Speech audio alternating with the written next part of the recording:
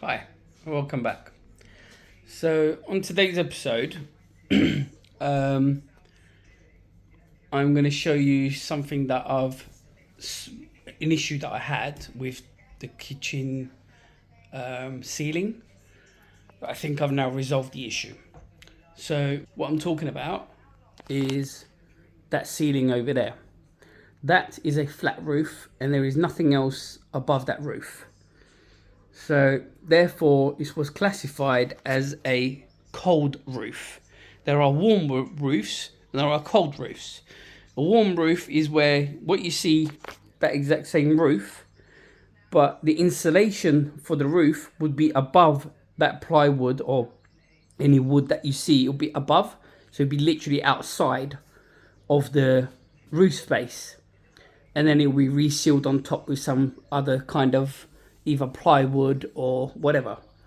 But cold roof has the insulation within the rafters internally rather than externally, and then and cold roof also requires ventilation, meaning at the end of these rafters, right where that wall is, there is ventilation just past it and below on each of those rafter sections all the way round. So, and it also feeds into the cavity wall, so it's all joined as one. Now the issue which I might have is that it should technically be able to breathe. It should be able to breathe on this side as well. However, because this wall is totally sealed and closed, it can't breathe on this side. So therefore, any air that comes in here has nowhere to go, right? So because it has nowhere to go, it will just sit there. Now, what I should really do is drill some holes right at the top level on every single one of those rafters, at least maybe 5-6 holes all the way on every single one, so that it allows for sideways air transfer, and then that will basically make sure that the air travels everywhere within the roof, because otherwise that'll be a serious issue and we might end up with some damp issues later on or condensation where we don't want it. So that's one thing that we have to deal with, and I think I found a solution for this. Now, one of the issues was to do with my lighting. So if you look at my lights, I've got a few different types of lights here. Now this one here is what is classed as this is the, hold on one sec. Right, so that's classed as these are all downlights, all three options. This one is LED version I've just bought recently. This one is the non-LED version, and it normally would have a halogen bulb like this in here, and this kind of sits on top. So that's your height for that's your height for this light bulb, and that is your height for this light bulb, right? That was a problem because of the cold roof design, and I was trying to find a solution on how to install these without disturbing the insulation, and I came up with this. Instead of using any of these type of downlights, this is waterproof, or I should say it's IP44 rated, so it's not for outside use, but it's has some kind of features of damp and dust protection is what it says. Now if you look at the face, so if we look at this one in comparison, it's almost the same width, same diameter as the other one. That's the reason I went for that one. And this one is the waterproof version of the downlights, this one. I mean, it's not too far either.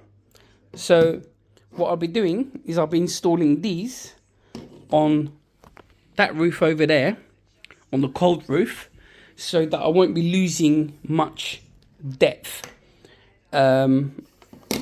into my existing ceiling, because I don't really fancy putting up a lot of battens and dropping my ceiling like that much. Basically, that's 100 millimeters, not liters. So I don't really want to do that. So to be able to get around that problem, we're going to use these LEDs. The issue with these is that at some point they're going to die, so we'll have to replace the whole unit. Now, as long as this person or this company who I bought it from doesn't go bust, or I can get the similar brand but in the same diameter as this. So this is called Eluso, something like that, whatever the brand is. I don't know where it's made, but that's what I went for. And it's dimmable as well. That's the important thing, because we want everything in the house to be on a dimmable switch. It just makes it so much more convenient, you know. You don't always want like very bright lights like that, you know. So we're going to use these, and I am going to drop the ceiling a little bit. I'm going to add battens, and I'm also going to add 25mm insulation below the 100mm insulation. So I'll have 2 layers of insulation, like what's called a PIR insulation. So the PIR, I'm going to use 100mm. The 100mm is going to go between the rafters. Let me just show you. So these rafters are 150mm deep, and you've got featherings, what's called a feathering on top.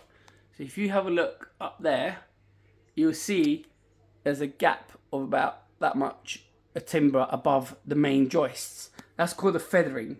And what happens is that this end is at the highest point, and it reduces in size as you go further down, and that gives you your rate gradient for your roof above, so that the water just don't sit there and it flows downwards towards this end where you got your guttering on this side, and that'd be the outside of the house basically. So so we're gonna have 100mm insulation there, so between the bottom surface of the rafter and 100mm above. And these are 150mm, therefore we're going to have a 50mm gap above, plus more because of the featherings. On this side it'll be more, versus that side it'll be less. And then we're just going to cut the PIRs to size, nice and tight fit, starting from that point all the way, right the way down to this point. And then once we put those, then we're going to turn the other insulation that we're going to install, which is 25mm, that way. So we're going to cross section it the other way, like a H pattern basically. And then once we've installed those, then I'm going to add the plasterboard underneath that. I'm not going to add any battens, I don't think it will need it. So plasterboard on 25mm thick insulation. So plasterboard is 12.5mm, and if insulation is 25mm, I'll be well above the 30mm, which is what I need for these LED lights. And then I'm going to cut around the first insulation, big enough gap so that it allows for ventilation for the actual LEDs. Even if they do get hot, they've got more than enough space around it. So it says it needs 50mm all the way around. So basically, let's say if these lights are 60-70mm, if they're like 60-70mm in diameter, which is roughly what they are, then that means I will need to go 50mm either side. So you're looking at about 160mm of hole in the first insulation. Then that way you're not breaking the barrier for the second one. Therefore you've got a fully sealed insulation. And that's what its job is. Its job is simply to seal properly so that you create a vapor barrier. That's the word I was thinking of. You create a vapor barrier so that you restrict the amount of vapor that goes past the insulation because it has some kind of foil tape on it. And what I'll also do is I'll seal all of the joints. So wherever there's a rafter, I'll be putting silver tape to basically cover those, to cover the insulation. So make sure 100% fully sealed all the way around. Wherever I install this insulation, I'm going to make sure it's 100% sealed. Once that's done, like I said, the lower section, the 25mm insulation, we're going to install below that. And the plasterboard is going to go on top of that, or below that, I should say. And then that will have 100mm or, no, about 75mm, yeah. That will have 75mm screws. And it will basically screw straight through the plasterboard and straight through the insulation into the rafters. That's my plan of action. And obviously prior to that, I have to mark where all my joists are, and so that I have a reference point to make sure that I'm fixing straight into the rafters and not into the insulation when I'm fixing my plasterboards. So yeah, that's the solution and that's the fix. So some help from my dad's friends. So thank you guys so much, appreciate it. And some help from a builder friend, Dean, thank you so much. And also help from a friend called Steve. Thank you so much. Yeah, thank you very much, really appreciate it. It helps to know people that know stuff, you know. Knowledge is a key, that's for sure. Without a doubt, if you don't know something, ask, you know. Not knowing something isn't a sin or something bad. Not asking to learn something, I would say, is worse than that. So education is definitely a key. Right, let's crack on. Whoop, whoop.